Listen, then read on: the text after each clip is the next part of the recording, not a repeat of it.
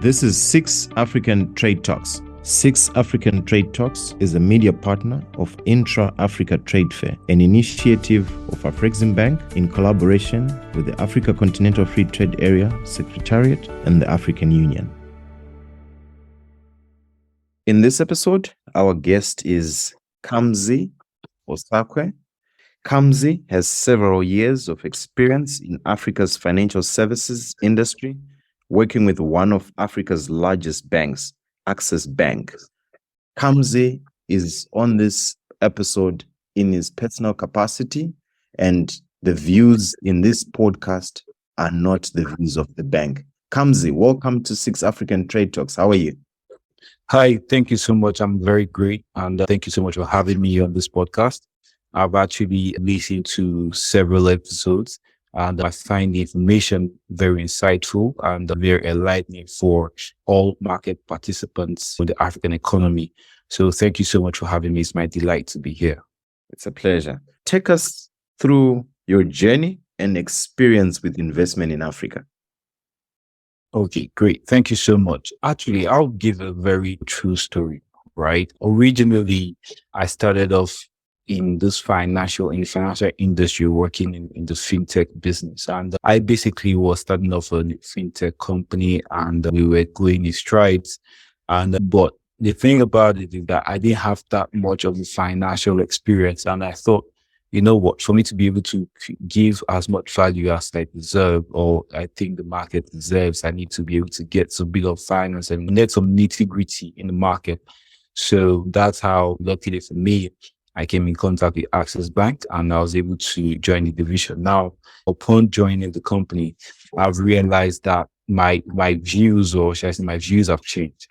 And that has also reshaped my views on what investing in Africa should be like. What does that mean? If you look at, say, the last 10, 15 years, right? There wasn't a lot of investment coming into Africa from places like the Middle East, that's the Dubais and the Saudis. Now, over the last, say, 4 years, that has changed a lot. So what does that tell you? It means that there's a lot of opportunities, right, that are being spotted. And it just so happens that it's now at the time where, the African countries really need investment support. What does that mean? So, for example, you in South Africa, you know that DP World has just made an acquisition of one of the ports in South Africa, which of course is a form of portfolio investment into the continent. And we're just going to see more and more of that, right? So, to be honest, for anybody who has ever had a doubt, I think this is the right time because we're going to see more players coming. And I think we're going to see them structured in a way where based on the expertise. So what does that mean? For example, the Middle East has the expertise in infrastructure. So we're going to see more Middle Eastern investors coming into that area of infrastructure. That's something that they've tried and succeeded at. In terms of, say, technology, for example, I think that's going to be driven by the West. And in terms of like extractives industry and things like coal, gold, silver, that industry, I think that's going to be driven by the Chinese. So that's pretty much the East. What we need to do, what I've noticed is that everyone needs to the market, understand the risk involved, because at the end of the day, this is a very high risk environment and it's characterized by a lot of risks. It could be war. For example, take this situation in Sudan. I know Qatar has heavy investments in that area. So now they are stuck. In Nigeria, for example, there are a lot of U-turns in terms of governmental policy framework. So there's a lot of risk going on. But how I tell people to succeed is this, right? Every time there is a change, there's an opportunity. So what any investor looking to come into Africa or already operating in Africa needs, the first thing you need is a key partner. You need a partner that understands the market. And understanding the market means you have the contacts, for example. You've been through it, right? And then you know what to do when you're in that situation so that you're just not putting money in a sinking sand, right? So that's just the essence of it. I think when I tell people when you want to invest in Africa, the three things: you need to understand the market, you need to have the right relationships, and then you need to find key partners to work with. That would be very essential to any successful investment in Africa. Thank you very much for sharing. It's interesting that you touch different markets across the continent. What could be done differently for business to access funding from the banking sector? This topic is an interesting one because generally in Africa, people always think that the easiest way to get money is go to the bank. What could be done to make it easier? Yes. So the first situation where why banks find it difficult to lend to individual or to lend is credit history, right? Because if you go to the Western market, it's like from a certain time you start to create your credit, and based on your credit rating, that's how much credit, that's how much financing or funding you can get from the bank. Now in Africa, that information is not readily available. Now the beauty about it is that I think, or there are a lot of companies that have come forward to solve that problem, right? So we have companies that are now beginning to give some credit rating or credit worthiness standards for a lot of individuals and businesses. Secondly, we're beginning to see the banks take should I say, a more relaxed, they understand that there's a problem, right? I was starting to see the banks take a more relaxed approach to funding the, should I say, underserved markets. And it's still in the very tough area. We're still in the very, very early nascent stages of funding for businesses, especially businesses that, should I say, do not have that kind of credit rating that's required. And honestly, you can't really blame the banks because any money they're going to lend out, right, is somebody else's money. And they have to bring back that money to somebody at an interest, correct? So you just can't give that money to just anybody. So you can't really blame the banks. But I think that we're in a position where, thank God for AI, thank God for technology, where that can be put into to be able to, that can be put in place to be able to access an individual or a business and say, look, this is where this customer stands, or this is where this person stands, and this is how much we should learn to this person, or this is how much we shouldn't learn to this person. And so I think that's where we are. I think the key solution is to use technology as a tool to drive change when it comes to lending. And of course, like I mentioned earlier, the first thing technology does for us is to solve the problem of assessing who's credible, or should I say, who is worthy of such a credit. And that can help us to now place people in cadres and know how much they can give, or on a risk rating basis, essentially. So yes, I think that what can be done is the banks need to make use of more technology. And of course, the more funding needs to go into credit rating tech companies that have found a solution for these problems and see what the problem is. Of course, it's not going to be fixed in one day, but I believe over time, say 10, 15, this will be a story of the past. Thank you very much for that question. That's a very brilliant question, by the way. Thank you. You know, it's always an interesting question, especially for opinions. Tell me, tell us, can you take us through some lessons you've learned from your travel experience and impact of technology? Yes, absolutely. I think that it's been special when I'm in a different country and I look at how things are done. It's always so incredible to me. I'll give an example. So I was in Ghana a few weeks back. And so, for example, in Nigeria, right where I'm based, is being driven by the mobile money wallets, or the mobile money wallets is driven by companies like MoneyPoint, OPay, PalmPay, and there's a high use of POSs across almost in every street corner, right?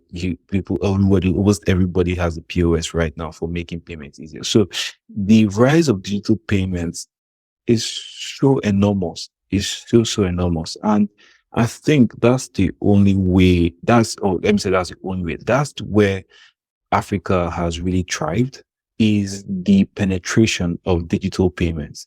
And it's only going to get better, to be honest, because like I mentioned, in Ghana, the Momo wallet, which is from MTN, is not really prevalent in Nigeria. Neither is it, I don't think it's very prevalent in Kenya.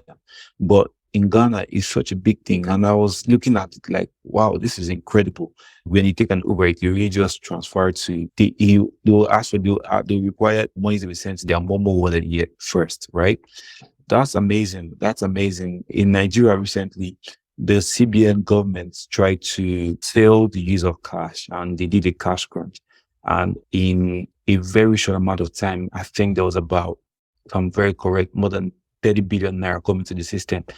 So I think if you want to put that in USD terms, that's about maybe like $200 million, maybe less than 2 weeks coming to the system. And I think that digital payments is really one of the most interesting things that I've seen across continent. Now, the beauty about it is that it's all the same, but applied in different ways. Applied in different ways or different brand names. Now, that is where the beauty is, because it's not a, it's a, it's in such a way where, what I believe is we're at a point where we're not driving intra-African trade, and there needs to be more interaction between individual interaction between countries, between markets. And that is where the rise of digital payments has already united. I feel like the fact that it's being united within the countries, right? In a very short amount of time, we're going to start seeing united across countries, like the likes of what we are doing, in a more seamless way. And that's going to be very helpful. So yes, I think I found it really amazing. And it's just, when I travel, I'm just like, wow, the future is bright for Africa, to be honest. The future is really bright for Africa. The future is really bright for Africa. So Kamsy, what could Yes, be done to help those looking to access funding and that who have failed to get funding from the banking sector? What's your opinion? my opinion would be to, first of all, for those looking to get funded, I would say we need to, first of all, kind of get yourself in the banking system integrated. You need some form of, say, insurance. As far as, for example, the market which I'm most familiar with is, right, Nigeria. You need to get yourself into the financial services system completely, right? Because there's a lot of value one can get from it, right? There are several people say today who believe that they do not need an insurance. Now, of course, I know insurance in South Africa is very strong, but across other African markets, it's not as strong as it is in South Africa, Nigeria particularly. But when we see more businesses beginning to tap into those kind of financial services offerings, I think that will begin to open more doors for them in terms of funding. That's one. Two, I also think that there is a lot of focus on the big banks to provide the funding for small firms. And there needs to be smaller banks, right, who have the niche skill set to lend to smaller businesses. Because one thing that's going to power the growth of Africa is the SMEs. Now, if you can get those SMEs the right funding, right, from the small microfinance banks, they start to grow. That's where we need to be. So attention needs to go from the big players to the smaller microfinance banks. And it's also very important that those microfinance banks are actually properly regulated so that they are not taking more than unusual risk, so that to avoid a catastrophe. And yes, I think that's just the strategy for Africa to take or for a business to take looking to get funding. You need to, first of all, get yourself into the financial services system, make sure you get what's required, and then you need to start looking at, first of all, going to the microfinance banks. I think that would be a good start for companies looking for funding from banks. Now, in terms of other sources, say grants, I know that there's several grants that are readily available. If you're a tech company, you might be lucky to get VC funding, but if you're not, then you're probably looking at, say, you're looking for some form of seed capital. It might be a bit tougher, but I'm sure that grants will be very helpful for businesses. Certainly. I've always thought that when it comes to capital, you cannot be an outcast. You have to be part of the process and do what Yes, requires you to absolutely. do. Absolutely. Absolutely. Can I ask a question, sir? I know you're the ATO, but what do you think about, I know South Africans in the South African market the financial services structure is very robust. Do you think that it would be the same application? Do I think that? So do you think that microfinance banks would be better off lending to very small businesses? In South Africa. So South Africa is quite an interesting market you'll find that a lot of businesses, if they are well structured, they can easily get money from the banking sector, especially if the directors are South Africans. South Africa Amazing.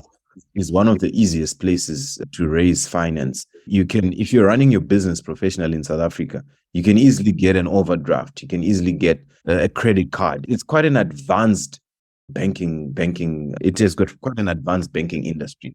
But that said, there are still innovative initiatives coming. There are things like this company called Lulaland. They come in and help with bridging finance to those that might not be able to access banking funding. Their requirements are much easier than the banks. And there are quite a number of those institutions or businesses that are helping with funding. Amazing. Thank you for that information, actually. Thank you so much. Now you're welcome. What are your thoughts on the AFCFTA? Yes, I think the ASCFTA is the most important decision that the African that has been made for the African economy. It's very important that there's a lot of integration. I'll give an example. If you want to transfer money from, say, Bank A to Bank B within Nigeria, right? You need to, first of all, of course, if you want to transfer foreign currency, FCY, you have to tell the money has to first of all go offshore, then come back to Bank B. But that's even a more robust description. Let's just take it easily. So you want to make a payment to someone in, say, Kenya for trade, right? Or you want to travel to somewhere Mauritius. So for example, you have to travel out of the continent and back to the continent. There's a lot of gaps, right? And that has cost money, that has cost time, and that has cost energy. What we need to do is the importance of this integration is that it gives us the unity, right? To be able to build, right? And then connect. So what does that mean? That means that I don't have to, if I don't have to, if I want to drink coffee, I don't have to get from outside the continent. I can simply just get from Ethiopia or Kenya, right? We need to start having access to those things within the continent. We need to have like cheaper flights. We need to have cheaper trade.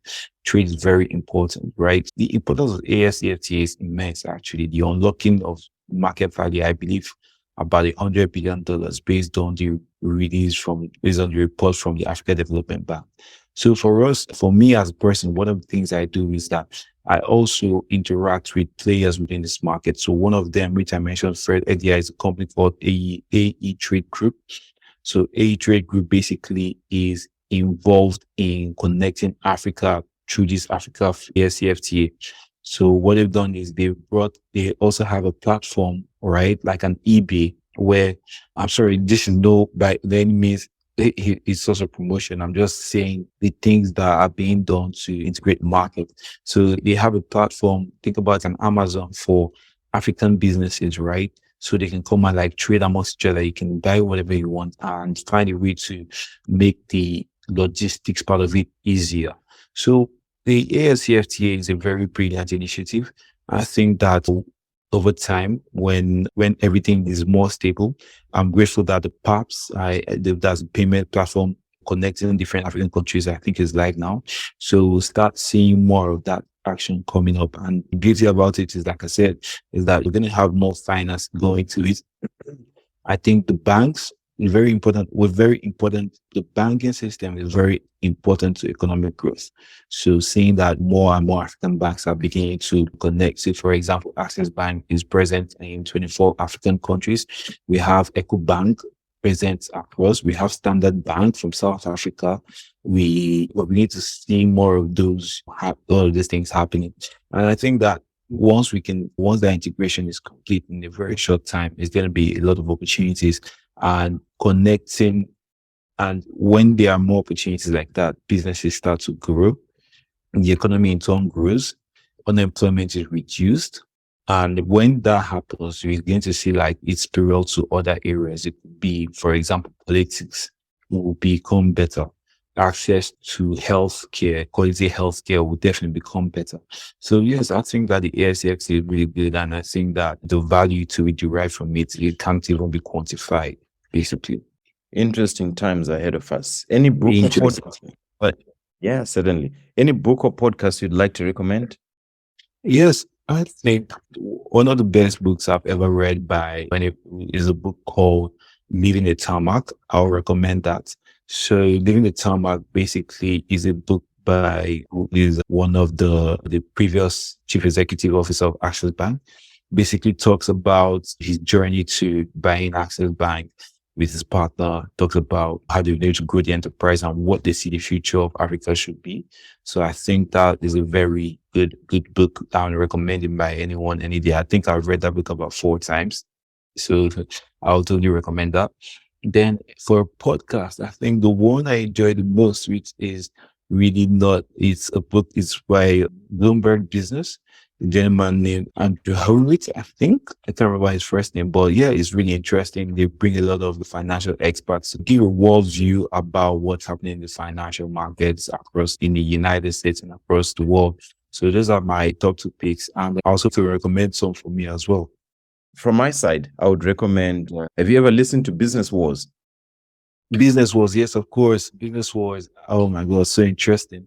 I listened to I listened to several, but I think one of the most interesting one for me was PlayStation versus Nintendo. I think that was a very interesting one. No, certainly. All right. So I would that's one that I would recommend. But currently I'm reading Atomic Habits. Amazing. So, Amazing.